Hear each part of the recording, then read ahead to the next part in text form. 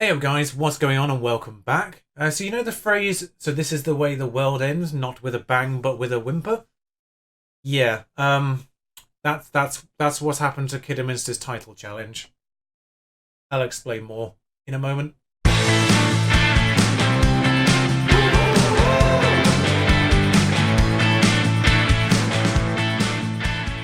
Hello, so yeah, it's these two matches against Hereford and Altrincham.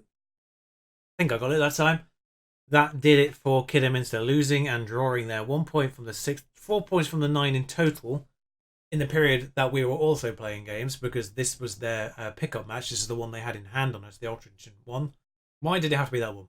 They did win against Boston, but that didn't matter because in the same period we played Boston and Alfreton. Those are the two matches we had to play fastly early, so we've got a game in hand again right now. But the rest of the league will play at the weekend when we're playing Fylde and get that match back. But yeah, we won those two 2-1, not convincingly, 3-1, slightly more convincingly against Alfreton. And I did misjudge that Alfreton game because I was told beforehand we could win the title at Alfreton, and I probably should have brought you the game as a result. But I thought it was one of those situations where if we win and they lose, then we could win the title. No, it's just if we win and just if we win, apparently, because I couldn't do the maths properly for some reason.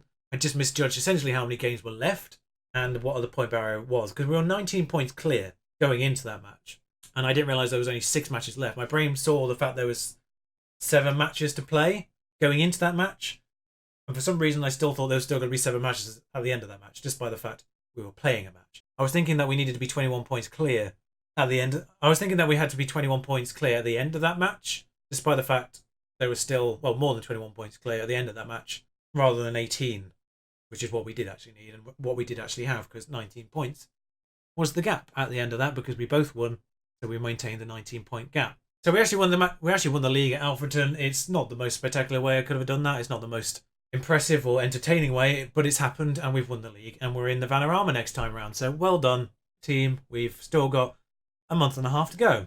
Well, this does mean, of course, that we do bring you both halves of this Fylde semi-final. What happens next, I don't know, because obviously we need to see how these Fylde matches play out. But if we get through, then I'll bring you the final, wherever that lies. If we don't, then Bradford and just a summary, I guess. But so yeah, looking at this page, we do have 4 players suspended, and we are regarded as favourites despite the fact that Fylde are second in their division now. I have looked before this, so does kind of tell you and does kind of explain how Notts County are so far ahead in their division. If first of the Vanarama is favourites when we're at home, but second they're not. So yeah, 4 players suspended. Bond, Griffiths, Moke, Romano. Problem here is right back, essentially, because Dyer is now the only one natural at right back, because Griffiths is suspended, and the only backup now is Joe Tate. That's obviously a complete wing back rather than a fullback or normal wing back, so he has slightly more star rating if it's a less complicated position for him. And actually, speaking of complicated positions, I'm going to fix the other side, and now we'll put Spratt on the bench instead of McNulty, because we don't need McNulty for the first half of this. There's no penalties needing to be taken, so the rest of the team is as follows. With those suspensions, Wright still in goal though, no issues there. Ferguson, Newton, Boom, Dyer at right back. Kempster on the left, Green in the middle, Nacelle and Dorrell on the right, McFarlane Lopez up front. Despite McFarlane's less than stellar performances, I am tempted to put Burrow up there, but we will hold firm for now. See how that works out for us. Hopefully okay.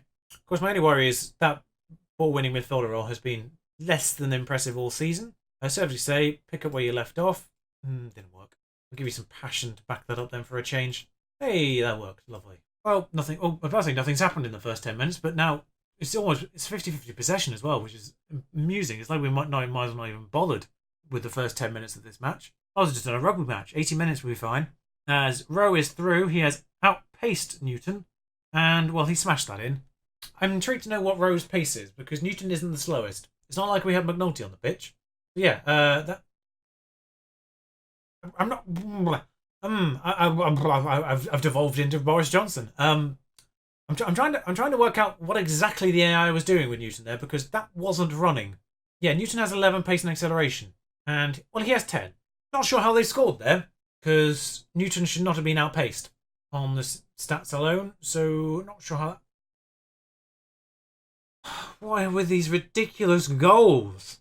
We're not all over the place. They're just banging them in just completely randomly.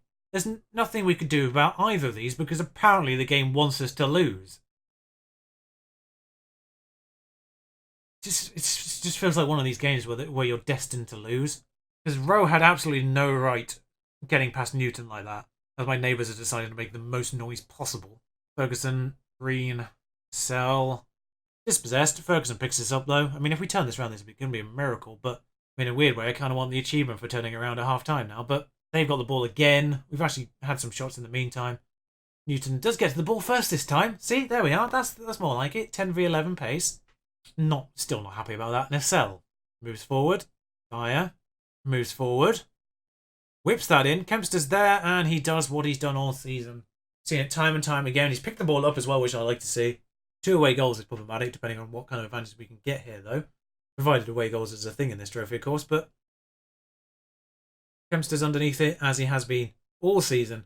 He's done that time and time and time again. 21 goals. Not all of them like that, but I wouldn't be surprised if the vast majority of those goals are like that. Swinging from the right hand side, Kempster's there, waiting for it. As Green is the one to whip this particular one in. Lopez is under it, sort of, not quite. Kempster can swip. Kempster's turn to whip that in. Lopez puts it over.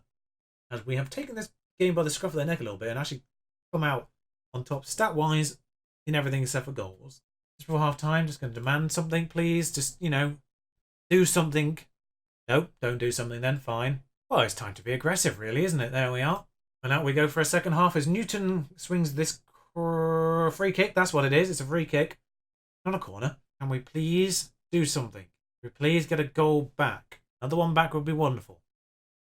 Throw in. Why does every half for a start with some kind of set piece? Technically. Dyer will gather that one up, thankfully. And well, it ended up at Kempster. I think it was intended for Lopez, but it's ended at Kempster. Oh, sorry, McFarlane is number 10. Green, Ferguson, McFarlane's there. McFarlane scored.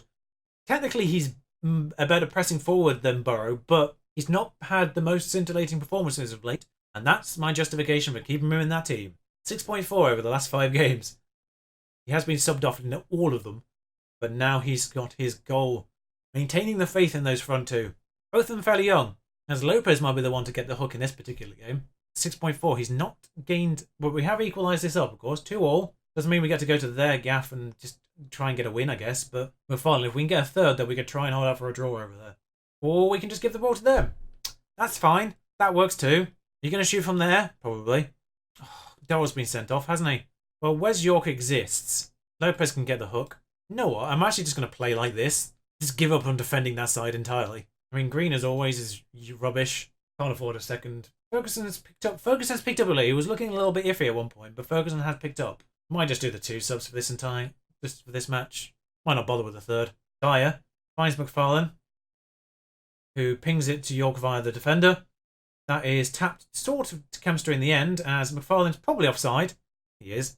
I'm surprised Kempster didn't go for it himself. He just about had the space to have a crack himself, but see the way he sort of touches it there? He had the chance to sort of turn and shoot himself, but decides to give it to the offside McFarlane instead, and we lose out. As a result, I'm going to show some passion at them. Didn't do anything. Fired them up, if anything. Well, it ends 2-2 despite the sending off, so we've just got to try and nick something. I am 50-50 on this. I am far from pleased, but I also think they've done brilliantly to salvage the draw. I'll let you know what happens at Guiseley in the interim, but I will bring you back for that as Aldershot take the lead into Oastfleet. 94th minute winner. The Dora's out for a match. Don't really care. Moke should be back for that one. As Kidderminster, well, they've drawn against Alfreton to make that even worse for them. 21 points, that is now. 21 points. Welcome back. 4-2. It was 4-0, and then we decided to actually stop playing football after the 4th goal, basically. Can't really explain the 2 goals that they scored against us. I will say that the first one was scored by someone's 2nd goal of the season, because that's still a thing. Now, second leg. Everyone's back. So, Griffiths on that side. Moke's already back because I played him midweek. And obviously, Romano's back in the centre. Now, I do need to consider penalty takers for the bench. So, Joe Tate has 2. I mean, it's only going to go to penalties if it's 2-2. But that's a good point. It is only going to go to penalties if it's 2-2. Newton on the bench. Of course, Dorrell, despite being sent off, is available for this one. 13 penalty taken, though. Please get on the bench, sir. York, sorry, off you pop. Spratt. I mean, I don't think either Spratt or Dyer have decent penalty taking. So, but I think I will put Dyer on the bench rather than Spratt just because Newton can do left back if necessary. It's balancing outfield players with penalty takers potentially. I don't think I need to really focus too much on penalty takers, just like I said, because it's 2-2, so we need to basically win this or get a 2-2 draw back. I haven't actually checked. It doesn't actually say anything about away goals. Hang on. Penalty shootout scores level, extra time played of level after 90 minutes. Doesn't say anything about away goals, actually. It might go to extra time if it's just even. So we'll find out, I guess, when it gets to 90 minutes and if it's a draw. But putting the strongest team I have out there seems to be the most sensible thing to do. Same formation for them. Same team for them as far as I can tell, for the most part. Yeah, I can't see any differences. Didn't really check the conditioning of everyone. 92 being the worst. No, everyone's fine. Passionate, away from home. Media giving you a lot of credit. That's got a lot of motivation and happiness in the team. Gotta pull out that big card for the big matches. It's a massive failsafe. I don't know if it gets less impact if you use it all the time, but oh my god. I'm just pausing it. 90, 90, 90, 90 to 89, 90, 90, 90 something. 79, 78, 73, 70. They are knackered. Not that ever seems to actually affect them in any match ever, but in this game, we're on attacking. We need to be unbalanced. We're away from home here, guys. Although I'm not gonna pick a specific side just because both of their fullbacks are tired. So I could try and pick one side and just hassle that one side. We need to obviously stay in this. They may be slightly more tired, but apparently they can still run past us and do that again. How does that keep happening? Why has Harry Wright decided to be the worst goalkeeper in the world during these matches? What is occurring here? Like, seriously, Griffiths, I put you on for this match. You're coming straight off, lad, at half-time if you keep doing that. Can we not just... They are dominating us. I'm going to shout at them. Griffiths has now been booked. He gets sent off. We're going attacking. We may be less favourites away from home, but they are so tired, particularly on those wings. I can't not go attacking, especially being one down, of course. Moke's, anything you can do, I can do as well, apparently, as Moke's decided there. Oof. He has lashed that one in, as we might actually be ending up as another 2-2 here, the way things are going. But Kempster now the one to provide to Moke for a change, sort of. Doesn't quite end up at being that, but that was the intention, at the very least, as, yeah, Moke's lashed that in an identical copy of their goal, and their fullbacks are less than 70% before half an hour, even half time. I won't be surprised if one of them gets subbed during the second half, but we are so much more better conditioned than them right now. I'm intrigued to see how good they are going to be at after half time. Passionate, if we can get the goal, didn't make a difference. Like, I know it's going to work, but I also want at the same time say what I think I would say, like be realistic. I was like, yes, if we can get this goal, I think we can hold on to it because they are so tired. But for some reason they are still on top of this game because conditioning apparently means nothing to the opponents. Well, that's gone over. He's also booked on that left-hand side, right-hand side for them. Because he's booked and tired, I am actually going to focus on that side, see if I can get him sent off maybe. I know it's a little bit sneaky, but you gotta go with what you've got here. Lopez, of course, Kempster is also very good. As well, they've worked their way through again, as I suspect Danny Rowe is going to evade 9,000 defenders. Seriously. It says counter-attack. Not really a counter-attack. We had everyone back. This is not really a counter-attack. Because, realistically, should not have been beaten there. But both my defenders decided to close in on Danny Rowe instead of focusing on the player who was running through. Yes, do the tactics, for Christ's sake. This might actually... If this ends up 2-2, I will laugh, by the way. At 90 minutes, I mean. Can we get the ball off him? That'd be great. Davis now has bypassed our defence. Williams is through. Probably going to square it for number 9. No, he's going to shoot for himself. Doesn't get to try again. Griffiths being booked does worry me. He's on a 6.3. He's off. I'm not standing for that. I'm not having that. Kieran Green is being pathetic as well. Sean Newton's coming on for him. Lopez hasn't been that much better. I don't understand how we can be dominated with exactly the same team. But Newton now puts it in for nobody there. Romano, of all people. Excuse me. How is Pietro Romano offside? McFarlane strays into an offside position. That's wonderful. He's not involved in this goal. Can Romano stop scoring goals which are incorrectly ruled off for offside, please? I feel so sorry for him. He should have 2 more goals this season now. Well, if we can get another one again, that would be great. Just to make up for that. McFarlane now, the person who was apparently offside during that. Nope. Lopez has been bad. He's coming off now. Swing this corner in for Nacelle. Someone under it. Just get someone under it. Like, if you're going to pass it into that area of the goal, at least put players there. Boom. Romano. No, he's not. That's not the end of the highlight because he didn't go anywhere near the goal in the end. Kempster, no. Not sure if Romano's header was meant to be the highlight. I'm not entirely certain. I don't think it was, possibly. As this heads out to Boom in the end. Moke now on this. Are we going to see the usual? No, we're not. We're not going to see the usual. Boom's under again. Moke. Another attempt to maybe get this back across. Is it going to end at Kempster? No. McFarlane. Yes. No. It's hit the bar. Oh, that's all over the place. Get the goal. Just get this equaliser and then we can push them into extra time, as I don't think they've got any more substitutions available. Penalty. Sean Newton will take it. He's not the one with handball doll on yet. Newton scores 2-2. Now, in a way, I kind of almost want to see this out to the 90 minutes. I almost actually want this to go to the 90 minutes because they are so unbelievably tired. I do not think they'll be able to withstand the extra half an hour. But at the same time, I would like to kind of see got players on 60%, 54%. I mean, they might, even on balance, they might be a bit too tired here. McFarlane's through. Montgomery's gathered it as he's just hoofed that up to our defence. Please don't lose this ball. Please don't lose. I'm not sure why Moke's the one in defence right now, but McFarlane is through and where's the goalie again? And for some reason, McFarlane's the one who's kicked it out. As they got a corner in the final 5 minutes, I do not like this.